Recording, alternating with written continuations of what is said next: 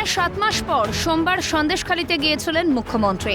এদিকে প্রায় 7 বছর ধরে বেহাল রাস্তার কোনো সুরাহা হলো না সন্দেশখালীতে। সভামঞ্চে বক্তব্য রাখার সময় দর্শক আসনে জ্বলে ওঠে পড়ুয়াদের ক্ষোভের আগুন।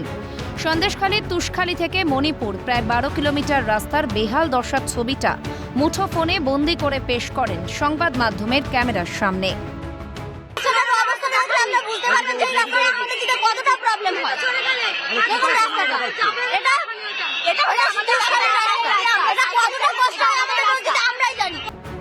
মঞ্চ থেকে বেহাল রাস্তার মেরামতির আশ্বাসের পাশাপাশি কেন্দ্রের ঘাড়ে দায় ঠেলতে দেখা যায় মুখ্যমন্ত্রীকে।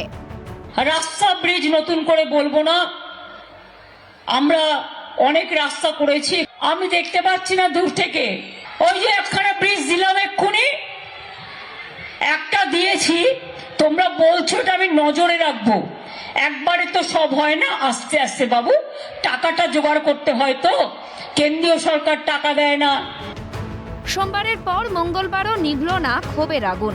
পড়ুয়াদের পর স্থানীয়দের কথাতেও একই সুর। রাস্তার পিচ উঠে একেবারে কঙ্কালসার দশা।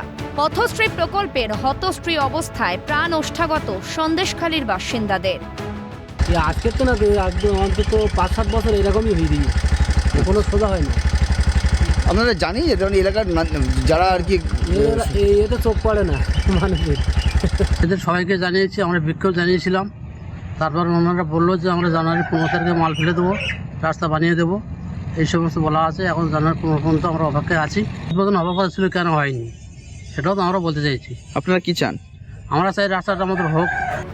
প্রকাশ্য সভামঞ্চের সামনে অস্বস্তিতে শাসক শিবির। সোমবারের মতোই মঙ্গলেও আশ্বাসবাণী তৃণমূল কণ্ঠে। প্রপোজাল বলতে টোটালি কমপ্লিট হয়ে গেছে, খুব তাড়াতাড়ি টেন্ডার হয়ে কাজ হবে। মুখ্যমন্ত্রী বিধায়কের আশ্বাসের পর ফিরবে রাস্তার হাল। আশ্বাসের সুফল ভোগ করবে সন্দেশখালীর বাসিন্দারা, নাকি রাস্তা দিয়েই বছরের পর বছর চলবে ঝুঁকির চলাচল? সন্দেশখালী থেকে শামীম মোল্লার রিপোর্ট, ক্যালকাটা নিউজ।